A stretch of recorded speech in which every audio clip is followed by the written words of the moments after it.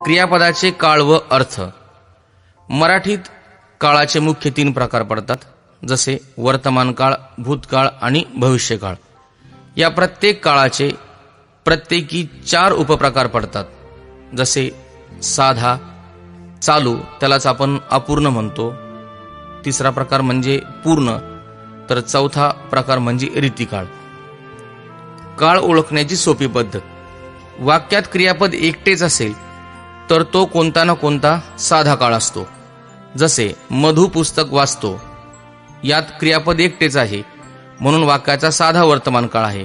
मधुने पुस्तक वाचले, साधा भूतकाळ, तर मधु पुस्तक वाचेल, भविष्यकाळ. कोणताही चालू काळ होण्यासाठी वाक्यात संयुक्त क्रियापद लागते. धातूला शक्यतो अ किंवा उ प्रत्यय असतो व पुढचा आहे, होता असेल शब्द मुख्य काळ ठरवतात. जसे ती नाचत आहे, याच्यात नाचत याच्या शेवटी अ आहे, तर पुढे आहे हा शब्द वर्तमान काळ दाखवतो. म्हणजे धातूच्या शेवटी अ किंवा उ असेल तर तो चालू काळ असतो व त्यापुढे येणारा शब्द हा मुख्य काळ ठरवतो. जसे ती नाचत आहे मध्ये चालू वर्तमान काळ, ती नाचत होती चालू भूतकाळ, ती नाचत असेल चालू भविष्यकाळ. पुढचा प्रकार आहे पूर्ण काळ.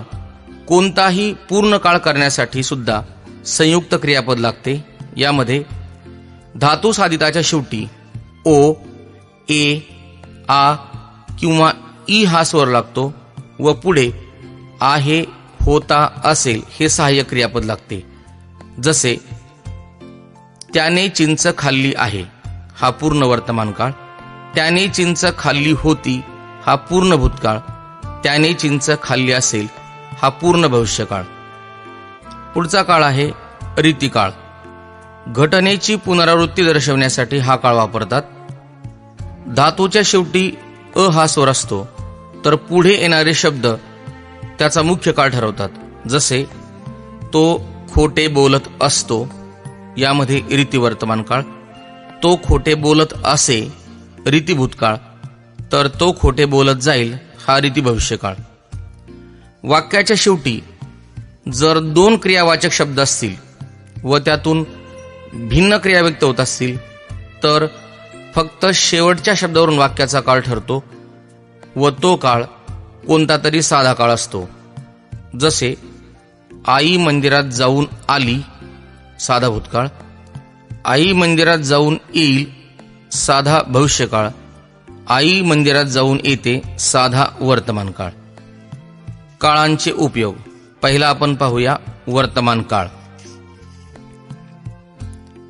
पहिला प्रकार आहे साधा वर्तमान काळ.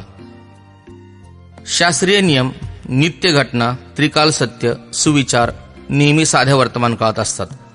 जसे मी सकाळी लवकर उठतो, सूर्य पूर्वेला उगवतो, पाण्याचा उत्कलनांक 100° आहे, शेळी गवत खाते, रविवारनंतर सोमवार येतो, काखेत कळसा गावाला वळसा, यासारखी वाक्य नेहमी साध्या वर्तमान काळात असतात.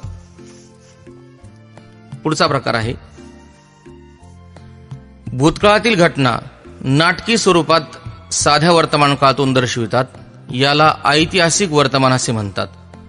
महाराज तलवार उपसतात व शत्रूवर हल्ला करतात. त्याचबरोबर गांधीजी हे राम म्हणतात व प्राण सोडतात. हे वाक्य जरी वर्तमान काळात असले तरी घटना मात्र भूतकाळातील आहे म्हणून याला ऐतिहासिक वर्तमान असे म्हणतात. भविष्य काळात लगेच घडणारी क्रिया साध्या वर्तमान काळातून दर्शवितात. याला सनिहित भविष्य काळ असे म्हणतात. यामध्ये येणारी वाक्य आज्ञा व कृती या प्रकारचे असतात. आपण मोठ्याने सांगा, मी लिहून घेतो. यामध्ये लिहून घेण्याची क्रिया जरी भविष्य काळात होणार असली तरी वाक्याचा काळ मात्र साधा वर्तमान काळ वापरलेला आहे. लगतचा भूतकाळ सांगताना साध्या वर्तमान काळाचा वापर करतात. याला सनिहित भूतकाळ असे म्हणतात. यामध्ये मोडणारी वाक्य कृती व परिणाम असतो. अगोदर कृती होते व नंतर तिचा परिणाम दिसतो तेव्हा ते सनिहित भूतकाळाचे वाक्य असते, परंतु प्रत्यक्षात वर्तमान काळ वापरलेला असतो. जसे गुरुजी येतात तोच मुले गायब, ती उठते तोच तुम्ही पसार. पुढचा काळ आहे चालू वर्तमान काळ. एखादी क्रिया चालू आहे हे दर्शवण्यासाठी हा काळ वापरतात. जसे आई स्वयंपाक करत आहे, बाबा पेपर वाचत आहेत.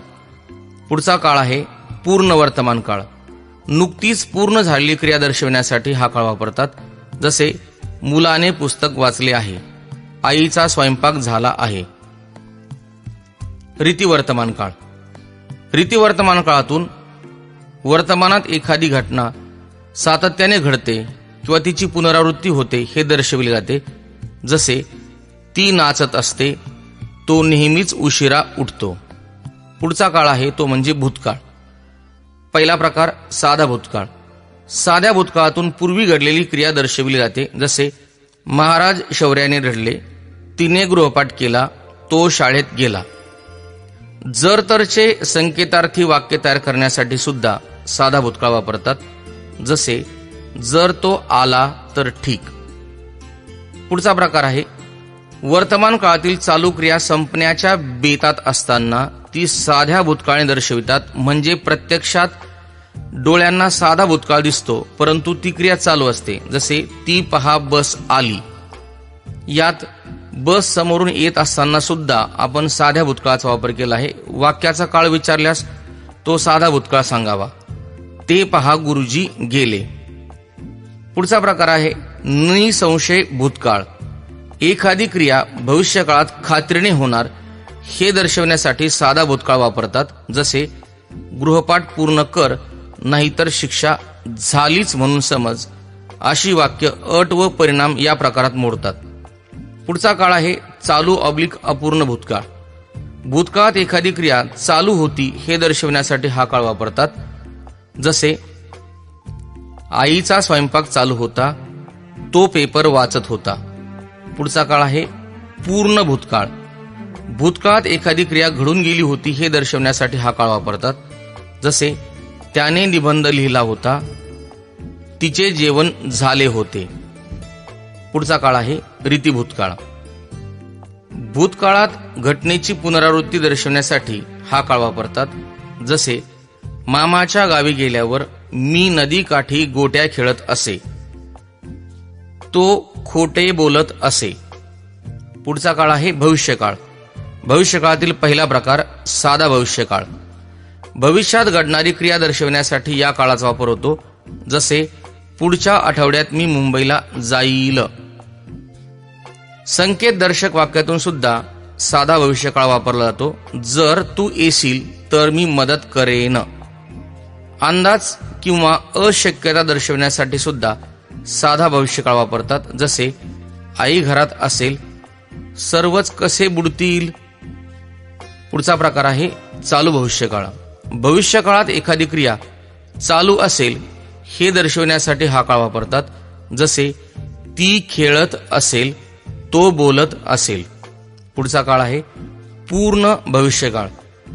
भविष्यात एखादी घटना घडलेली असेल हे दर्शवण्यासाठी हा काळ वापरतात. जसे त्याने पुस्तक वाचले असेल.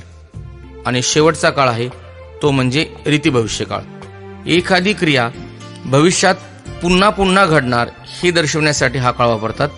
जसे ती नाचत जाईल. क्रियापदाचे अर्थ. क्रियापदाचे खालीलप्रमाणे 4 अर्थ आहेत. पहिला अर्थ आहे स्वार्थ, दुसरा आज्ञार्थ, तिसरा विद्यार्थ, तर चौथा संकेतार्थ. पहिला प्रकार पाहूया, स्वार्थ. कोणतेही माहिती सांगणारे वाक्य हे विधानार्थी वाक्य असते व विधानार्थी वाक्य म्हणजे स्वार्थी वाक्य असते. यातून फक्त काळाचा बोध होतो व वाक्य फक्त स्वतःचीच माहिती देते. जसे तो पाणी भरतो, आई स्वयंपाक करते, ती अभ्यास करते. पुढचा प्रकार आहे आज्ञार्थ. व्यक्ती कितीही मोठी असली तरी तिला एखादे काम सांगितल्यास ते वाक्य आज्ञार्थीच असते. धातूला शक्यतो अ, आ, उ प्रत्यय जोडून आज्ञार्थी क्रियापद बनविता येते. जसे बस, बसा, बसू. आज्ञा कोणत्या प्रकारची आहे यावरून आज्ञेचे वेगवेगळे प्रकार पडतात. जसे रामू पाणी आण ही प्रत्यक्ष आज्ञा आहे. तर गुरुजी एवढे काम करा ही विनंती आहे. देवा माझे भले कर प्रार्थना, तर सुखी रहा हा आशीर्वाद. नेहमी खरे बोला हा उपदेश, तर औषध वेळेवर घ्या हा सल्ला. मला तुमचा पेन द्या ही मागणी, तर एवढा लाडू खा पाहू ही सौम्य आज्ञा. तर मी आत येऊ ही अनुमोदक आज्ञा. आज्ञा कोणत्या प्रकारची आहे व समोर व्यक्ती कोण आहे यावरून आज्ञेचे अशा प्रकारे वेगवेगळे प्रकार पडतात. पुढचा प्रकार आहे विध्यर्थ. कर्तव्य, इच्छा, योग्यता, विनंती, तर्क, शक्यता व्यक्त करणारी क्रियापदे विध्यर्थी असतात. यात आज्ञेप्रमाणे बंधन नसते, तर ती फक्त एक इच्छा असते. म्हणून या वाक्याला इच्छार्थक वाक्य असे सुद्धा म्हणतात. धातूला शक्यतो वा, वी, वे प्रत्यय असल्यास ते विध्यर्थी क्रियापद मानावे.